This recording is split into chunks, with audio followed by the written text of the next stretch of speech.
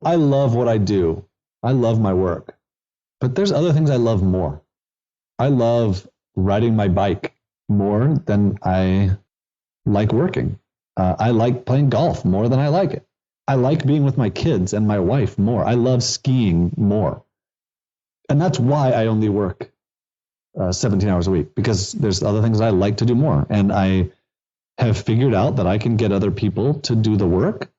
And so, making a 7-figure income, to me, I still want to grow it, but it's sufficient. I don't need an 8 or a 9-figure income. I'll get there, but I don't need that today. So I don't need to put in 50 hours a week to try and get there today. Hey, it's Rocky. Welcome to Richer Soul. Today's guest is Jonas, who's going to teach us to work less and make more through outsourcing our work.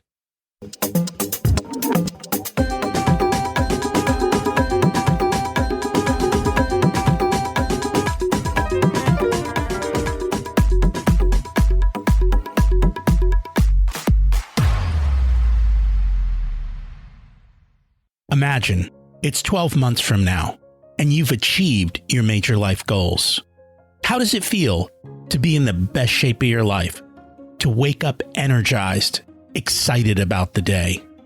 To have great relationships and friends who support you and propel you forward? How does it feel to have an excess of money, to be able to make the choices you want? To be fearless and open to trying new adventures? Imagine being connected to the universe and it providing everything you desire. It's possible over time, and your past does not dictate your future. The only thing holding you back from this vision is you. It's time to take control of our thoughts and use them to our advantage. Welcome to Richer Soul, where we achieve our dreams and bring balance to health, wealth, relationships, time, and spirituality. If you have not had a chance to listen to episodes 1 through 9, I encourage you to go back and listen to the framework behind Richer Soul and how to create the life of your dreams. You can also find all the show notes for this episode at richersoul.com. While you're there, you can sign up for a monthly email where I share the best articles I read this month, let you know about upcoming episodes, and share a little wisdom. You can also listen to coaching calls under the Coaching Calls tab. I also share the most interesting articles I read every week on Facebook at facebook.com/Richer Soul. And there's also a Facebook group where you can ask questions and interact with other listeners. Today's quote is from William Shakespeare in Hamlet. "Why then, 'tis none to you, for there is nothing either good or bad, but thinking makes it so." Wow. I was just on another podcast and we were talking about money scripts. And the host shared one with me. She said, "Money is the root of all evil." And I stopped her and I said, "That's only half the quote. The full quote is, the love of money is the root of all evil." See, money doesn't have an emotion. Our thinking decides our money scripts. More on that in a minute. Last week's action step was to build a new habit by adding on to an existing habit. What new habit did you add? Email me. Let me know. Post it on the Facebook group. Tag me. I want to hear how you were able to take some of these action steps and the results that you're getting. By the way, this is based on some great work from BJ Fogg. And we've talked about this before. Tiny habits can compound to massive change in your life. And it's a lot easier to build a habit when you tag on to an existing habit.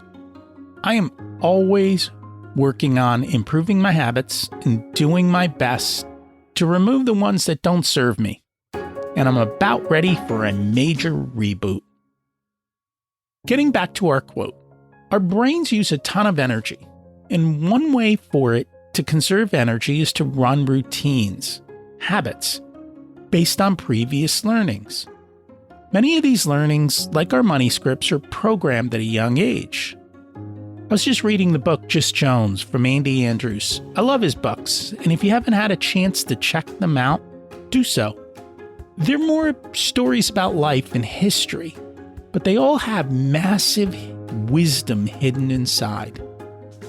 One thought that came from the latest book is to challenge our childhood viewpoints. For example, when you were young, you were probably told to hold hands when you crossed the street. And while that rule served you as a child, it no longer does.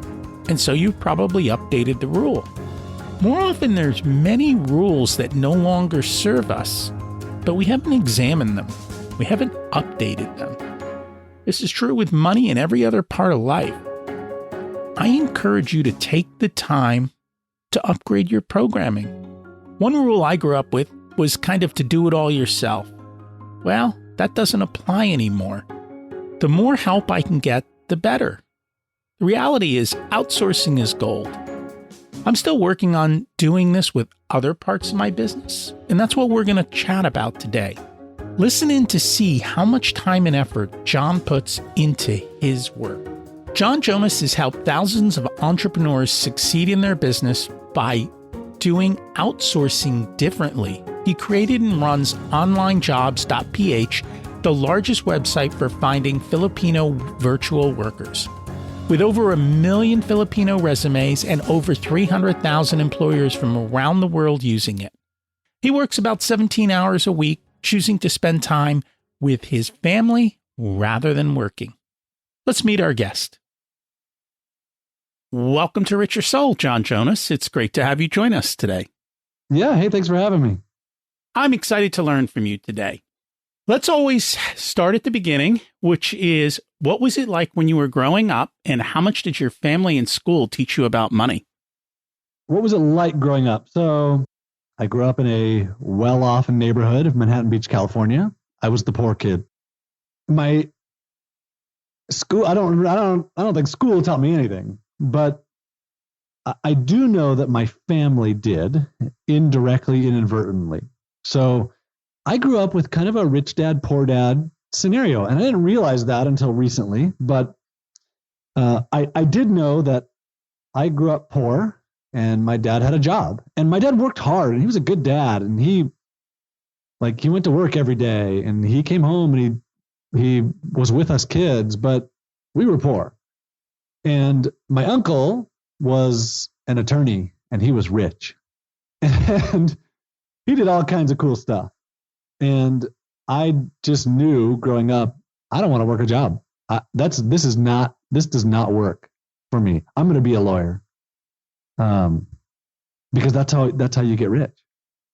And it wasn't until college, I guess, where I realized, oh, wait a minute, I don't want to be an attorney. I don't want to do that. But I do want to run my own business. You were wise to make that decision, because I can't tell you how many people go to law school and never practice law.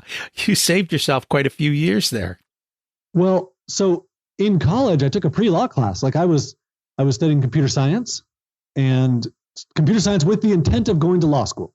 I was like, oh, I'm going to be rich. I'm going to do these technical law things, and I'm going to be good at it, right?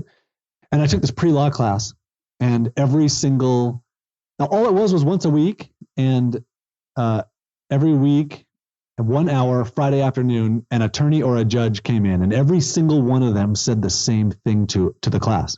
Every one of them said, I don't hate my job, but every other attorney I know does. And that was like every week for a semester of hearing that, I'm out. I'm done. I'm not doing this. So I do feel like I dodged a bullet. What was it so special about those particular people that they didn't hate their job, or were they just unwilling to admit it? Come on, every single one of them. And they all knew each other. I don't hate mine, but everybody else I do. They all hated their jobs. Well, it comes back to, again, it's a job, right? It's a job, and it's not LA law. It's not this drama in the courtroom every day. It's hard, boring work. Yeah. Well, I'm glad I'm not a lawyer. Although that was one of my dreams, is that when I got towards retirement, I was thinking of going to law school and becoming a lawyer just to go after people who drove me up the wall, for no other reason. Then I wised up and said, nah, that's too much trouble. Let me go do what I love instead. Yeah, that's a much better plan. So you have a bunch of kids, don't you? So I have a beautiful wife and 5 kids. Yeah, 5 kids ages 7 to 18. So, are you doing anything to teach your kids about money? I mean, that started a long time ago. My 18-year-old son started a business when he was 11, and he's started 2 or 3 or 4 businesses since then. This last year, he did over $300,000 in revenue. Turned 18 at the end of the year, and had made more. His goal last year was to make more than his teachers. He's still in high school. He made more than his teachers did. And so my 15-year-old daughter works with him, and she made a lot of money last year as a 15-year-old, enough to buy herself a car. She turned 16 here soon. And so we've taught them a lot growing up. We've taught them about debt and what debt actually is. And we've taught them the rich dad, poor dad mentality of who's actually rich and who spends money. And like my son's always talking about Lamborghinis. I'm like, no, dude, somebody driving a Lamborghini is poor. They're faking it. And he finally, like when he made money, it was really interesting. As soon as he made money, like he had this really great year, and we went through the finances, and he came out with a bunch of money. And instantly he was like, I'm just keeping my Subaru. No way, I'm not going to spend this money. It was really cool. So with him, my wife and I have decided that our job with him isn't to teach him to save and budget and whatever. Our job with him is to teach him to be generous, to teach him to give your money away, do good with it. I mean, when he was younger, we taught him to budget and whatever, because I think that's important to learn. So yeah, we teach our kids all kinds of stuff. And it sounds like it was intentional. Yeah. Yeah. I mean, we did. Yeah. We have lessons. We talk about it. Yeah. Is he going to go to college? He is. He has applied and he has gotten into a couple. And in fact, next week we're taking a trip to one of the colleges he's seriously considering. And he understands that the purpose of college for him is social. Like he'll never work a job. But there's a college experience to be had, and there's a lot of connections to be made and good friendships to be made. And that's important. It is. It may not be what he expects, but you got to try. Yeah. Yeah. And that, it's what you said about the college experience is so true. And that's why it's important to pick a college that has the right fit for what you're looking to do. In other words, you want to make sure that you can build the right network and that they've got the kind of people that you want to hang out with. I agree. Yeah. Well, and he can always walk away in a year or two, right? I'm assuming he's going to keep his business going. Yeah, like he wants to sell it, but he'll sell it and make a good amount of money. And he's always working on something else. So that's not an issue. Just out of curiosity, what kind of business is it? So he imports motorcycles from China and sells them locally and online. Okay. Pretty straightforward, plain vanilla business. Super straightforward. He also sells stuff on Amazon that he imports from China. And it's like, this is pretty straightforward. This isn't like he didn't do anything special. What's some of the biggest lessons he's learned through the business? That I've learned, or him? That he learned. At almost every step, he had me to turn back to. He came to me with questions and ideas, and I'm like, that's a terrible idea. You should definitely not do that. And then he'd go back and think about it for a while. He'd be like, yeah, I think I'm not going to do this. Like, oh, yeah, that's a good idea. He's learned all kinds of stuff. He's learned how to sell. I mean, that's such a big one. He's done it and in person and online and writing sales copy and testing ad copy and He's learned how to deal with a supplier and how to manage inventory. He's learning accounting software. For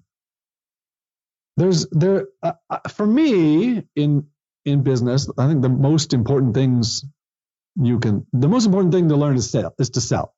Like you got to sell stuff. Otherwise it doesn't work.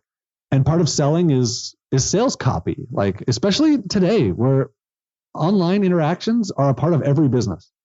And if you can't write some sales copy or can't recognize good sales copy or can't find someone to write good sales copy for you and recognize if it's going to work for your market or not, like it's really hard. So that's something he's learned. So. And you know what? That's not something that parents or schools talk about, nor do they teach the art of writing. Nor do they understand. Yeah. And it even comes down to the art of writing a good email that will get someone to take action, even if you're not in business, just general communication skills. Yeah. Yep. So let's take a step back, because you graduated college, you got a job, and then what happened? I made a goal to quit my job. I mean, do you want me to talk through this? Yeah, let's go through it. All right. So out of college, I got a job doing programming. I graduated in computer science and I was a programmer and I liked it. I loved my job. That's not true. I loved what I was doing. I really liked programming, but the incentive structure as an employee didn't work for me. Like, it didn't matter how good of work I did. I did really great work. I got paid the same amount. I did really crappy work. I got paid the same amount. I wasn't any more free either way. And that didn't work for me. And the long-term thing of like, oh, I'm going to climb the corporate ladder or something like that, it just wasn't going to work for me. And so I worked that job for 8 months, and my only goal during that time was to quit. And I figured out I'm a terrible employee. Like, when I finished a project, if they didn't give me something to do, well, then I just work on my own stuff while I was at work. And I was really set on making money online and doing it on my own. And it took me 8 months before I started making a tiny, tiny bit where I could see there's a future in this. And at the same time, I had a consulting gig that I was doing on the side that was 2 months. It was 2 months long. And that 2 months was enough to let us live for probably 6 months, the income from those 2 months. And I went home to my wife and said, this is the chance. Like, I'm going to quit and I'm going to make this work. And she said, you have 6 months. Because she grew up in a home where, like, you want to find someone with a good education who is going to get a good job with good benefits and health insurance and a good stable whatever. And that was what she grew up with. And so she said, you have 6 months. And if it doesn't work out, you're getting a job. Because all she knew from entrepreneurship was people who were failing and they were dragging their families through these terrible, terrible times, and they wouldn't get a job because this was their next big $1 billion idea. And they were going to, like, it just wasn't working. And that was all she knew. And things worked different for me. That consulting gig was good for a couple months and it made us money to live on. And at the same time, the thing that I was doing on the side started to succeed and it started making money and I started improving. And that was where it all started. So what was that first gig? So this was 2004. And there was a get rich quick scheme that actually worked. Kind of. So I was building websites and they were really crappy websites, but we figured out that if you built a website and put all kinds of content on it, then Google would send you traffic and you could put ads on it and you could make money from the ads. And I could see immediately that, like, this is a short-term thing. This isn't going to work long-term. But I built that first website. There was some software that I bought that built the website for me and put it online and did a couple things to it. And a couple days later, I made like 80 cents. And the next day I made like $2. And the next day I made $2.50. And it wasn't that I was making a lot of money, because $2 wasn't a lot of money. This is 2004, right? It wasn't significant. But what I could see was this can work. And this could work like where it could make a good amount of money. And And so I started improving it and I started making it better. And I started changing the things that I saw that weren't going to work longer term, and started writing my own software to do what it did and do it better. And it worked for a couple of years. And at the same time, I knew it was, I still knew it was temporary because I wasn't adding value to anything. And I didn't know that sentence at the time. I didn't know that phrase, like, you have to add value. And I wasn't adding value. And so I knew this is not going to work. And so I started learning all kinds of other things. I started learning online marketing. I started learning how pay-per-click stuff worked. I started learning SEO and copywriting and how to sell information products, or how to create software that was helpful. I started learning all these things at the same time I was doing this other stuff. And when that stuff died, I had a couple other things that I was working on that were already making some money again. So that's my story. That's part of my story. What's the other part of the story? So how much do you want me to tell? I mean, what I do today is different than what I was doing then. Yeah. Still online. I've been doing it for a long time. Want to talk about it? Yeah, let's talk about it, right? Because it started in 2006, didn't it? So that all started in 2004. In 2006, so in 2004, I was doing this stuff, what I just described. And I realized at some point, like, I thought this was a dream, like, you're going to create this business online and it's going to make all this money and everything online is automated, right? Well, no, it's not. And I just didn't know that. I thought, oh, I can make money without doing anything. And that was garbage. And so I started trying to hire people to help me because I was working 50, 60 hours a week. And that's not what I signed up for. And so I started trying to hire other people. And so I hired these people in the US locally and taught them what I was doing. And the first thing they did was quit. They were like, oh, you can make money online. I can do this too. And so I did that 4 times, and that was painful. Like, number one, it was a risk because it wasn't cheap. Number two, it was painful to teach someone something and to have them quit. Like, their goal is to do it themselves. So that didn't work. Next, I tried India. And that was something that I tried India because I didn't know what else to do, because that's what everybody talked about at the time. And it was very quickly that I realized, like, this isn't going to work. So then I tried Elance, which today is called Upwork. Still the same concept. You're going to hire someone to do something for you, and they're going to do a gig, and you're going to pay them. And I thought, when I did this, I thought I had figured it out. Like, this was amazing. I hired this guy. He wrote all these articles for me. He sent them back to me, and I looked at it and I paid him, and it was cheap. And I was like, yes, this is so awesome.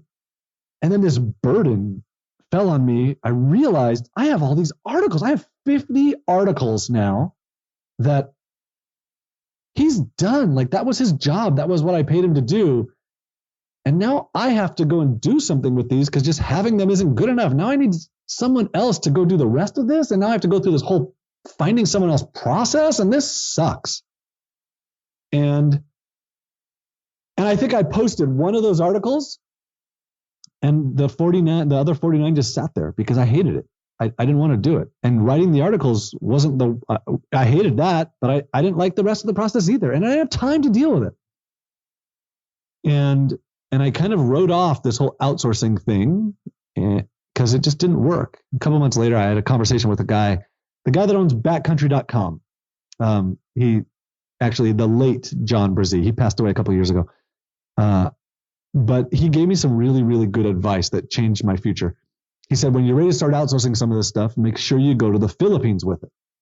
And I was like, what? Like, you're telling me a specific country makes a difference. And he said, yeah. And he gave me a reference where I could hire someone full time. And I didn't do it. And I didn't do it because I wasn't sure if like I could keep someone busy full time. I had this experience before with part-time people in the US and couldn't keep them. I didn't know if I could afford them. I didn't know if they could actually do good work. It was all such a question to me. And after a couple months, I finally decided none of these things matter. Like, it doesn't matter if they can't do great work. None of it matters. I can't keep doing what I'm doing. It's not working. I mean, it was working, but I can't do this I can't keep working 50 hours a week. And so I took the leap and I hired someone through the reference he gave me, which was through an agency. And it was the most liberating experience of my life. I had this guy whose full-time job was to do anything I asked him to do. And so I went back to that article process and I taught him how to implement that entire process for me.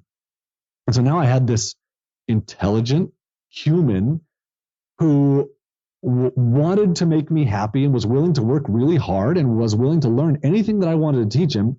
And he implemented that. Like, I worked with him through that entire process. And it took me a couple of months, but we got it right. And it was amazing.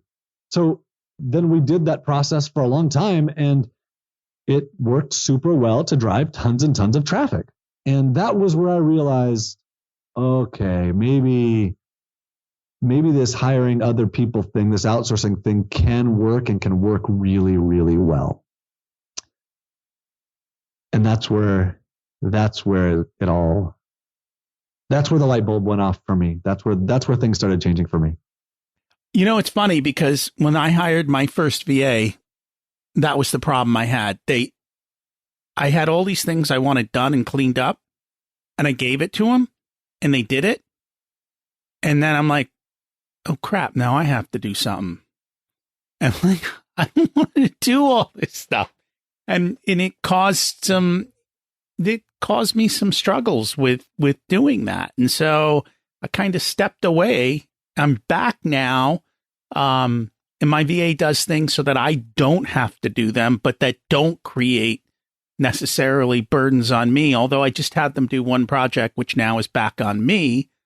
I guess I could outsource part 2 of that project too.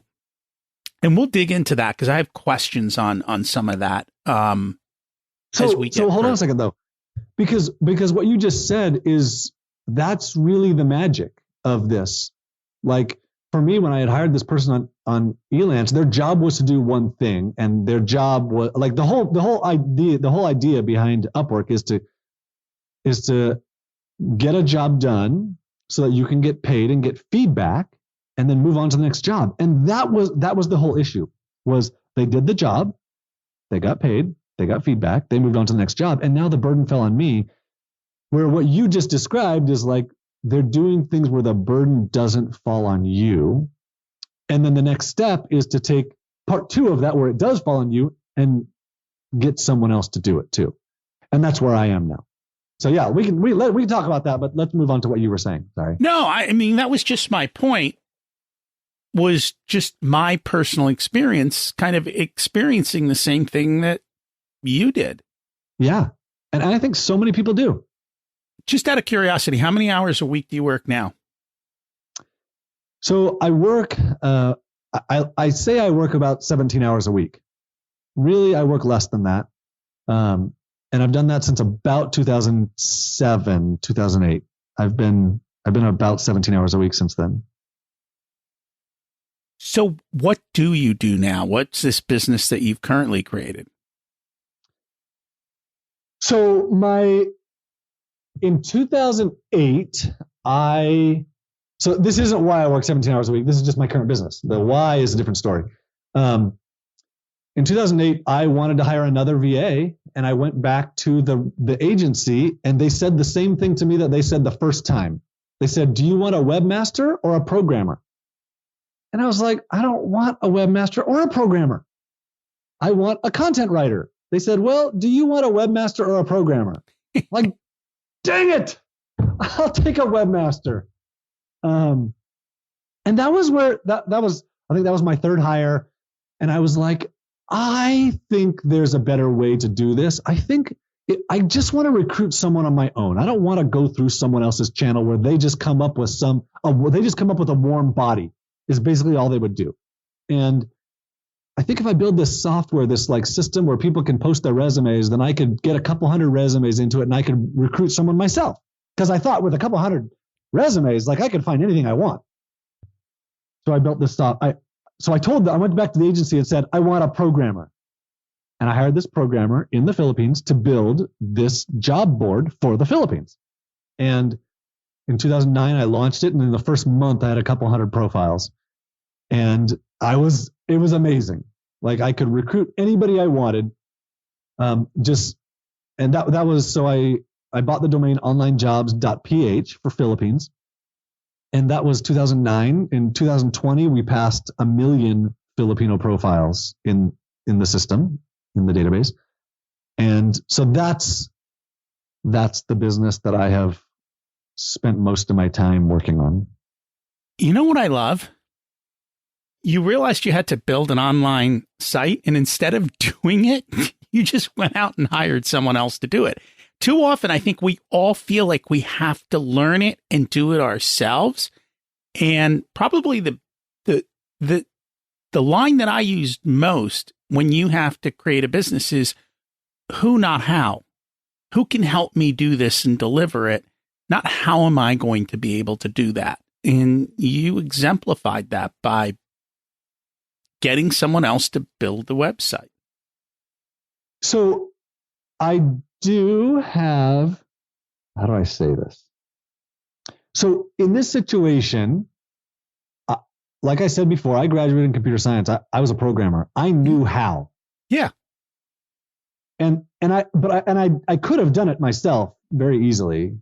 Instead, I hired someone else, because people always talk about this, like, oh, do what you love and outsource the rest. Like, that's terrible advice. Like, I'm a great programmer. Should I be doing programming?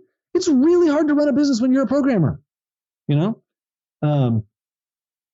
However, I have always found with most entrepreneurs, there are certainly exceptions to this, but with most entrepreneurs, if you have no clue how to do something, it's hard to hire someone else to do it. It's just hard. Like if you have no clue how to run any paid ads, it's hard to know who to trust. You know, you don't know if what they're telling you is true or not.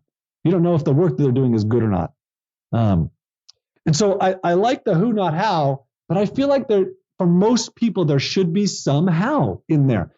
And the way that I've done outsourcing with VAs allows me to understand the how, at least somewhat, of so many things, and then not do the work. Then I hire someone who's really good to do the work. But because I have time, because I have someone else do the work, it allows me to learn, okay, I understand how Google AdWords works. So now I can hire someone else to do it for me. And then I find that people get better results when they at least understand it. When you understand how a website works, it's so much easier to hire someone to do it for you. And that makes sense, because I don't know how to appropriately say this, but too often many business owners who are selling other business owners pretend that they know what they're doing. And the quality of the work is not there, and you usually don't find out until you spent thousands of dollars, and that becomes an issue sometimes. Yeah, and I've done that. I mean, I've bought those things and spent thousands of dollars and gotten nothing back, and it sucks. It does. We have to figure out a way to solve that problem and make it easy. I think we get I guess we get busy and we don't pay enough attention. And that is not easy. So I'm going to take a step back. Why do you only work 17 hours a week? Because I love what I do. I love my work, but there's other things I love more. I love riding my bike more than I like working. I like playing golf more than I like it. I like being with my kids and my wife more. I love skiing more. And that's why I only work 17 hours a week, because there's other things I like to do more. And I have figured out that I can get other people to do the work. And so, making a 7-figure income, to me, I still want to grow it, but it's sufficient. I don't need an 8 or a 9-figure income. I'll get there, but I don't need that today. So I don't need to put in 50 hours a week to try and get there today. You know what enough is? Sometimes. Do you struggle with that? I want to ski every single day. And she thinks that's too much. So I don't know what enough is sometimes. You know what enough is when it comes to money? Yeah. I think that's a struggle for a lot of people. Most people are taught more. And I think happiness comes when you say enough. So I try and give away a lot of my money. In fact, I would say that 30% of my income goes to charity. Maybe not quite 30, maybe 25%. Another, 25, 30% goes to taxes. And we live off of and save the rest. And I think that has something to do with finding happiness or contentedness in money, is in realizing there's a purpose to this money, and the purpose isn't to accumulate more money. The purpose is to do good with it. Because if you're just accumulating money to accumulate money, when does it end, and what happens when you die? Like, congratulations, you're dead. It depends. If you trained your kids right, they'll steward it and build generational wealth. If you didn't, they'll blow it. Yeah, you're right. And that is an issue that people don't think about enough when it comes to kids and building generational wealth and teaching them about that. But yes, giving brings far more joy than getting. And so I can see how that definitely takes shape in your life.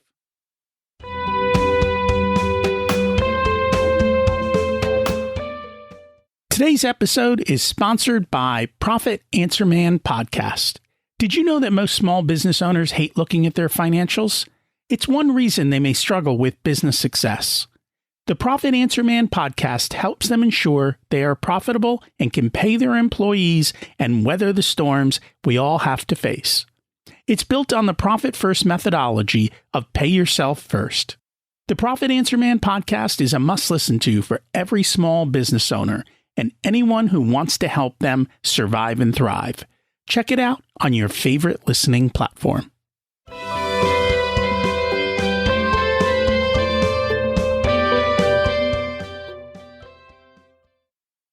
So let's get down to the nitty gritty.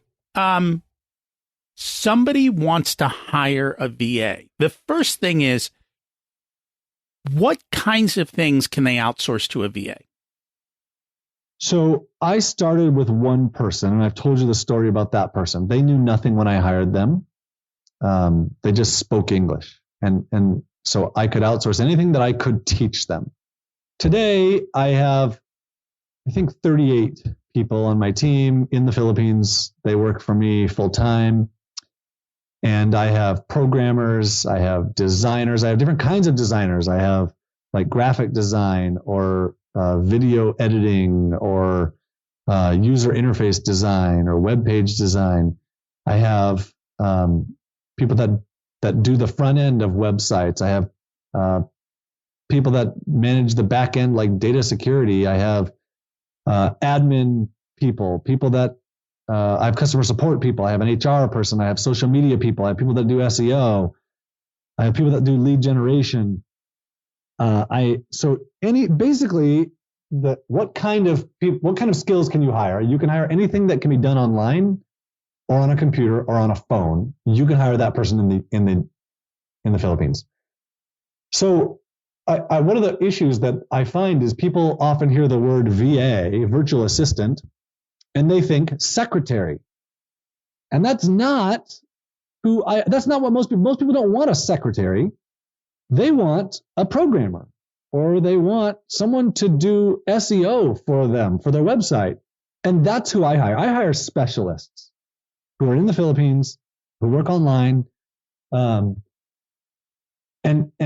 basically anything you want to do, you can hire, like a Facebook ads person or a bookkeeper or someone to manage your Shopify or someone to do product research or lead generation or I have a friend who hired an investment banking analyst. I have another friend who hired someone to, every day they have people that that send them emails for orders, and they have to go fulfill those orders in different systems. So he hired a VA to fulfill those orders in different systems. I have another friend who hired a VA who understands eBay super well, and so he has her finding good things on eBay and posting them on Facebook and selling products through Facebook, getting an email and fulfilling the order through eBay. It's amazing the things you can do. My brother hired an attorney in the Philippines. He's an attorney. He hired an attorney to write for him and do research for him. Now, do you need to hire somebody full-time, part-time, or can you just do it for a project? How does that all work? You can do anything you want. At Online Jobs, all we do is we just provide the platform. We just provide a job board. Like you post a job, you can post a job saying this is for a project, this is for a part-time, or whatever, anything you want to do. What I recommend is different. And what most people, where you'll really see success, where people see, so let me talk about this for a second. You talked about having this experience where they were doing things and it was falling back on you, and then you finally, you came back to it and did it. I don't know if you did it differently or whatever, but no, they're doing systems for you. So what I have found is that when you hire someone on a per project basis, they do a project for you. Usually that means work comes back on you. And it takes just as much effort to hire someone to do a project as it does to hire someone for long-term full-time work. The difference is with long-term full-time works, you benefit from that hundreds of times over. So what I recommend is to hire someone long-term full-time. And in the Philippines, there's a difference between part-time work and full-time work, where if someone's working part-time, they're looking for full-time work. So if they're working for you part-time, you can assume they're either working full-time or they're looking for full-time work. And when they get that full-time work, you become their second priority. If they work for you full-time, it's a different story. And the cost difference, I mean, I'm talking about you can hire a full-time person in the Philippines who's beginner for $400, $450 a month for full-time work. The other side of it is where the thing that you mentioned before was you have them doing this stuff and they finished it, and now it falls on you to do something about it, right? Well, what I've seen over the years, and I've seen this so many times, including for myself, a lot of times, is when I have them full time and they finish it, it forces me to go and work on my business and step away from the work that I'm doing in the business, which everything points towards working on the business is more effective than working in the business. And when they finish something and I'm paying for their time because they're working for me full time, I have to do something on my business. Whereas if I hire them hourly, I don't give a crap if they're finished. I can continue to work in my business because I'm not paying for their time, and it doesn't matter. So that's kind of the other side of the coin of like low commitment, low reward. High commitment, it forces you into high reward. And that makes sense. So how do you know how to pick the right person to do what you want them to do? Like, how do you, because as I think of, like with me, I look at this, I go, well, wait a minute. I need somebody who does podcasts, and then maybe I need somebody who does something totally different. Can one person handle a multitude of tasks if they're all, I mean, relatively routine? Yeah.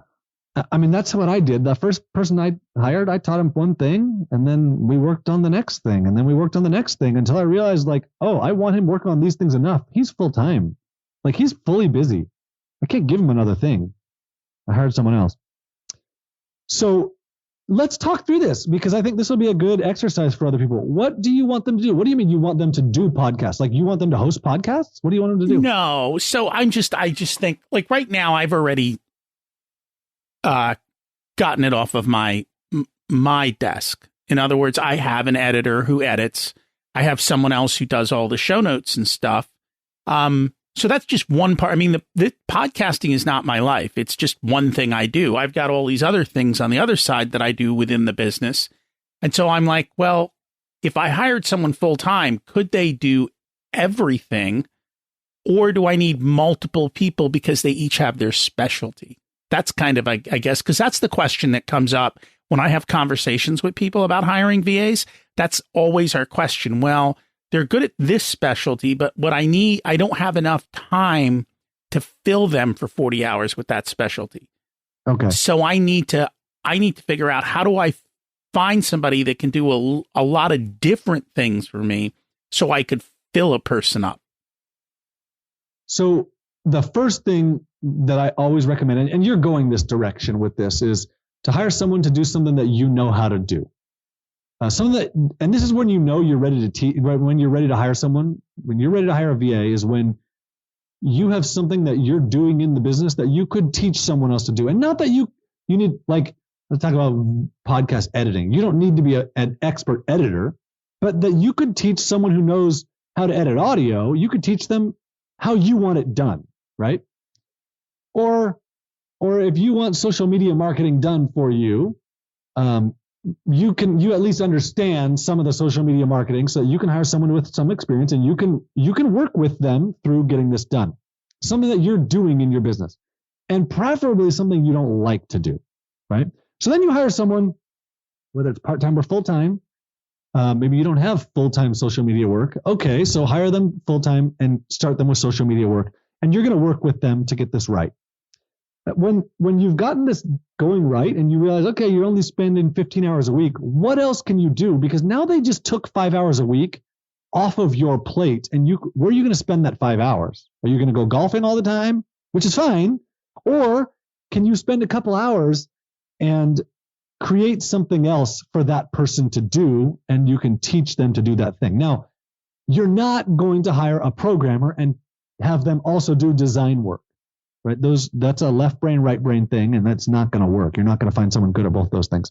You're not going to find someone that's going to write content for you, and they're also going to do programming for you, right? If you're going to have someone do multiple things, which is completely reasonable, at least have them be related, right? But a lot of stuff like lead generation for almost any business is a pretty simple thing to teach. And so you can have anybody that speaks or writes English do that for you. So maybe they're doing lead generation and they're writing some content for you. Maybe the person who's editing the show notes or creating the show notes is also doing lead generation. That's the way I started this, where I filled their time lead generation was always a good one. See, for me, I think it's getting rid of my email. Totally. And I have someone that does that. That's part of something for me. Is this girl who does social media for me also logs into my personal email account and takes care of the stuff that I've taught her to take care of.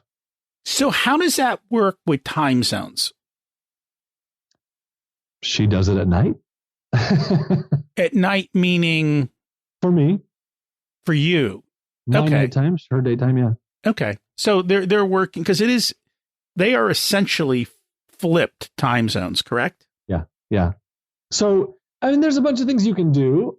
So I find that with almost all of my workers, usually they're early morning people or they're night people. Not all of them, but a lot of them. So I'll find that when I get my kids to school at 9 a.m., usually there's like an hour of overlap with a bunch of people from 9 to 10 for me. And then usually at like 4 to 5, there's overlap with other people. And so I usually do stuff in the middle of the day. I exercise in the middle of the day. That's my most common time to exercise. You can have people work at night.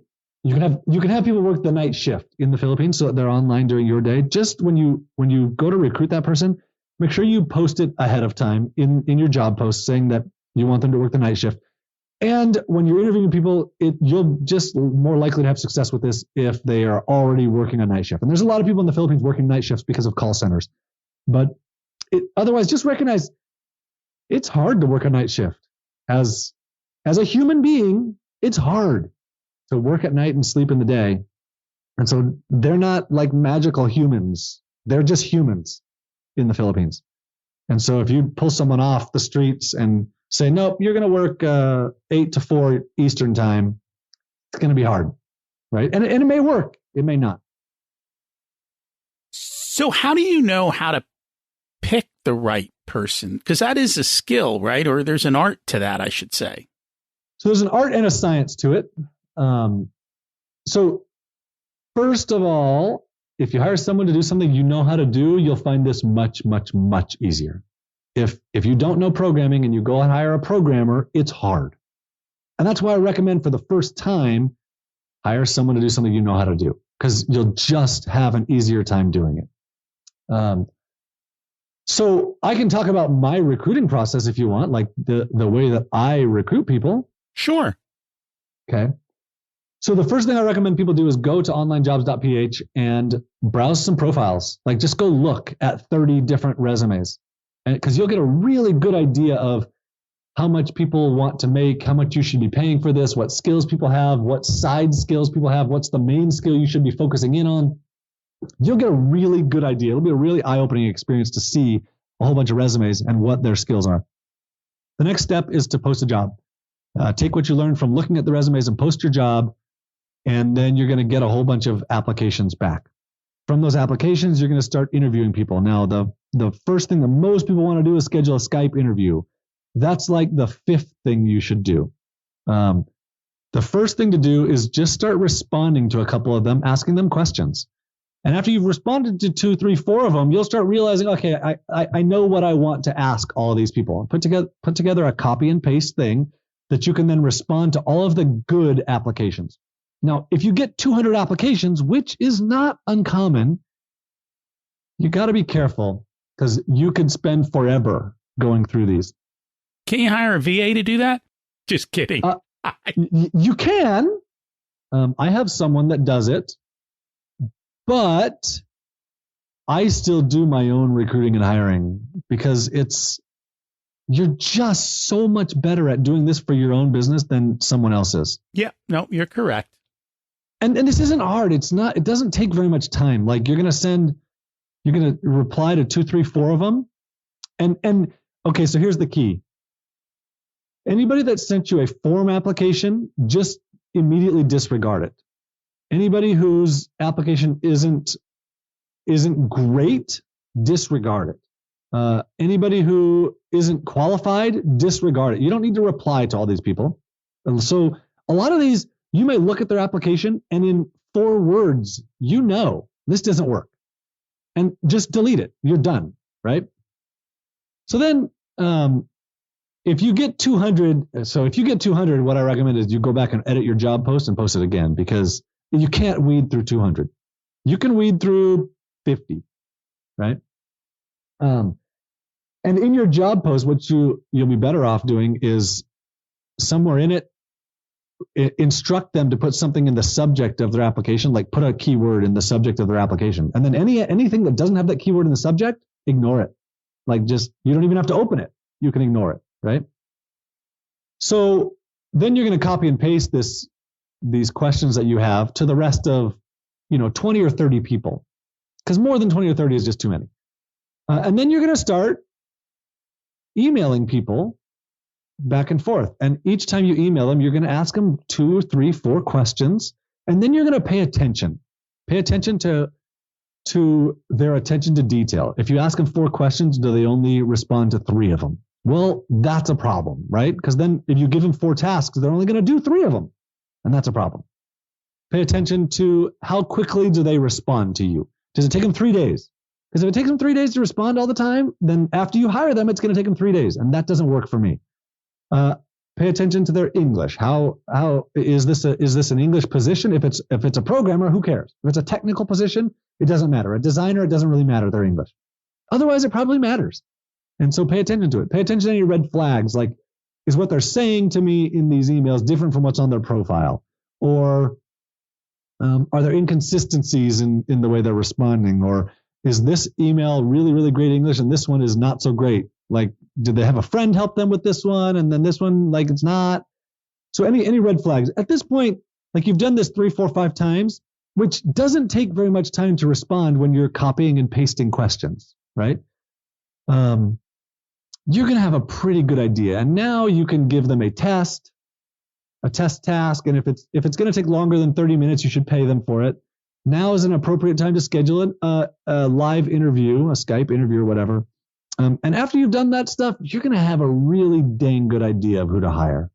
You will have weeded out the bad. Scammers aren't going to stick through this process. And my guess is you'll have a pretty good gut feeling of who to hire. Interesting. When I've seen people do this, which I've seen a lot, because I've detailed this process for people, and in much, much more detail than what I just given you, it works. Like it works a high percentage of the time. Well, it's just like interviewing in person. It's the same thing. You've got to create the process, and this is no different. It doesn't matter that they're on the other side of the world. You create the process, you have people go through it. And as you said, because I know even when I do my real estate rentals and I have potential tenants, like my one property, every time I post it, I get 100 replies. And I can just tell, like, they don't read the ad, they don't listen. And so that's what I do. I weed out, and then I just batch reply to a whole bunch of them on a BCC and ask the next question. And it's same process. It's just it works. A different type of system. So one of the things that has come up in questions that I'm getting are, if you've got to give them access to systems or software, how do you handle passwords and how do you handle security? So I have 2 things to say about this. Number one, if you use LastPass, it's super easy to have them use LastPass, and then you share passwords through LastPass, and then you can revoke access. So that's super simple.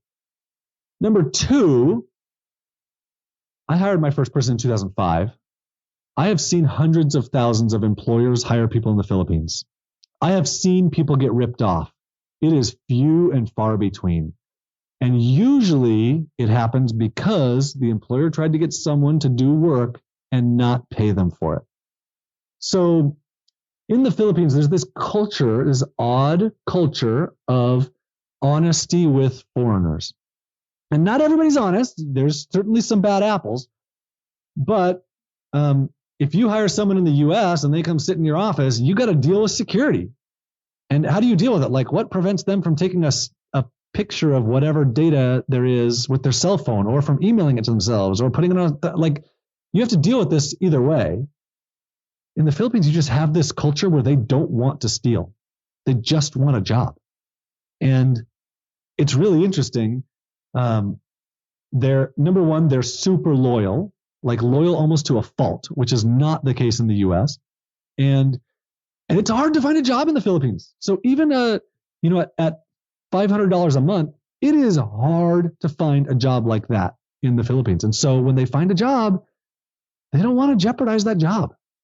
So, I mean, this is a question I get all the time.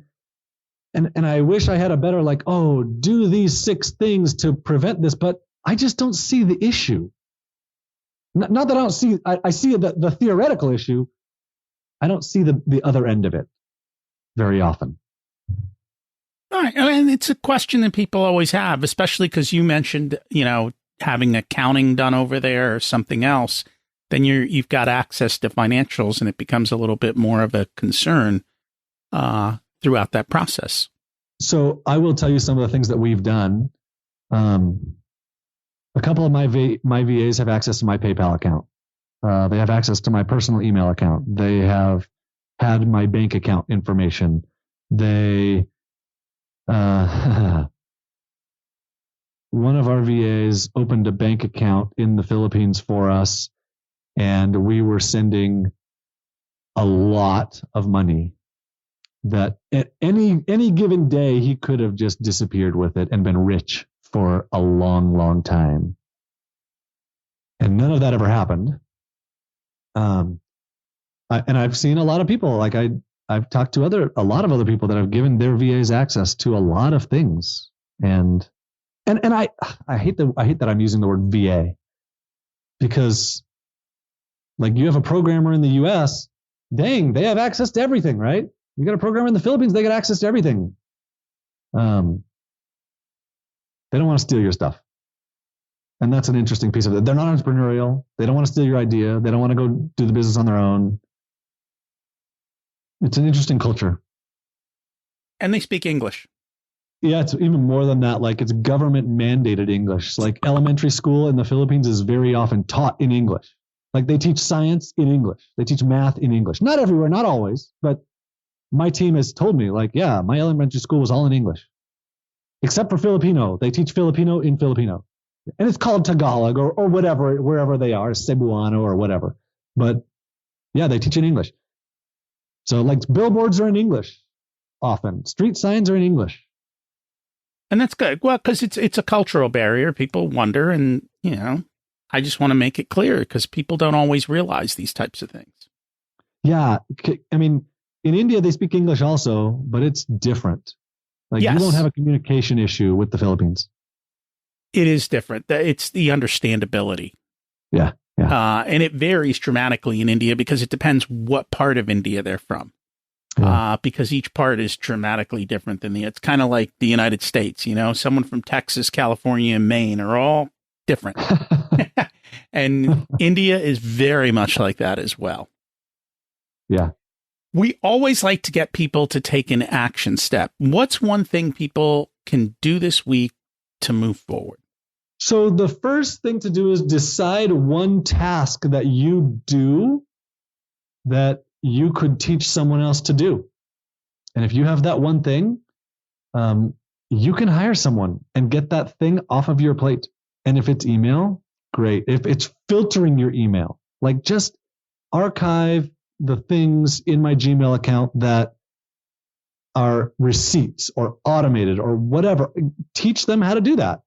And you get up, and it's amazing that it saves you 5 minutes. But that 5 minutes is, dang, it's the only way I've ever figured out to buy time. You know? So find something that you're doing that you could teach someone else, and go and recruit for that thing. That's the easiest thing. And I know you're talking about just 5 minutes, but here's the cool thing. There are things that we all have to do that we hate doing, but we know how to do them. And so if you get rid of the tasks that are daunting, then it makes your day so much nicer. It also, I didn't realize this. Okay, so years ago, here's the experience I had. There was something I wanted to learn. So, but that's impossible. Like, you can't learn a new marketing tactic for your online business because you don't have time to implement it. And you know, if I learn this thing, then I have this guilt because I can't implement it because I don't have time. That changed for me. I had hired someone else to do something and it worked. And then, so I wanted to learn this new thing and I wanted to implement it. And I knew going into it, I'm not going to do the work. I'm going to have my Filipino specialist do this.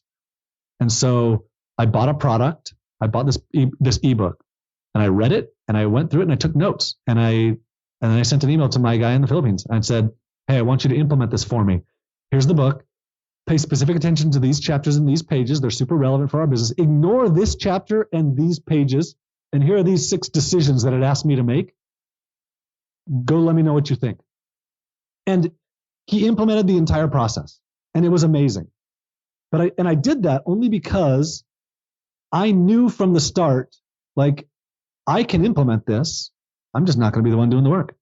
And, you know, I mean, even for busy parents, you could outsource some of those scheduling tasks and all that kind of stuff and let the VA communicate with your kid and say, you know, remind them that they have things to do. And you have total flexibility, right?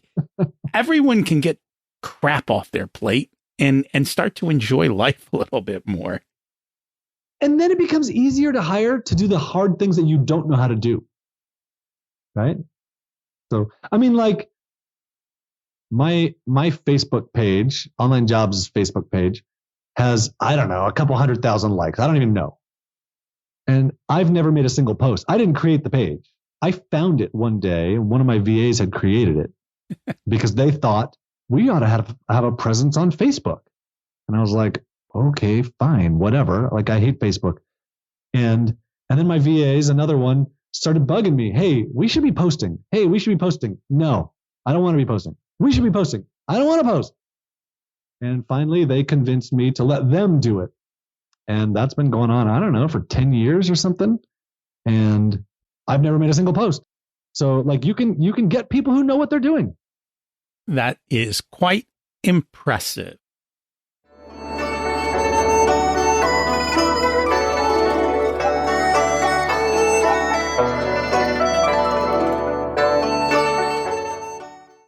It's time to learn the secrets of life. What's your secret to living an abundant life?